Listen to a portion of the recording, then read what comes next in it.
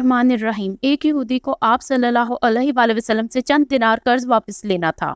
ایک دن یہودی نے آپ صلی اللہ علیہ وآلہ وسلم کو راہ میں روکا اور اپنے قرض کی ادائیگی کا سوال کیا۔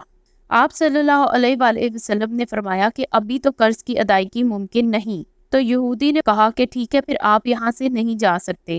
آپ صلی اللہ علیہ وآلہ وسلم نے فرمایا کہ ٹھیک ہے، میں تیرے ساتھ ادھر ہی بیٹھ جاتا ہوں۔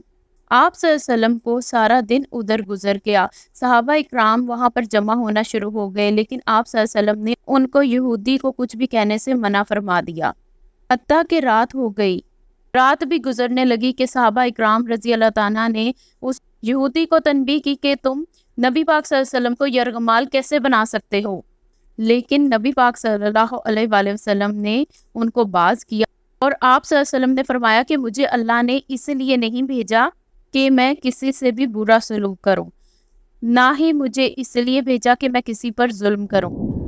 جب دن چڑھا تو یہودی آپ کے کردار سے اتنا متاثر ہوا کہ اس نے کلمہ شہادت پڑھ لیا اور اسلام قبول کر لیا اور کہا میں نے آپ کو اس لیے نہیں روکا تھا کہ میں آپ کی توہین کروں، بلکہ میں آپ کے پیمانہ صبر کو آزمانا چاہتا تھا، کیونکہ تورات میں نے آپ کی یہ صفت پڑھی ہے کہ محمد بن عبداللہ مکہ میں پیدا ہوگا اور طیبہ کی طرف ہجرت کرے گا۔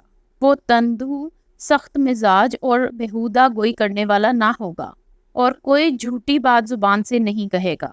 اور اس طرح یہاں پر آپ کو رکھ کے اس بات کی تصدیق ہوئی کہ تورات میں سچ لکھا تھا، اور یہودی نے اپنی دولت میں سے ایک بڑا حصہ اسلام کی راہ میں خرچ کیا۔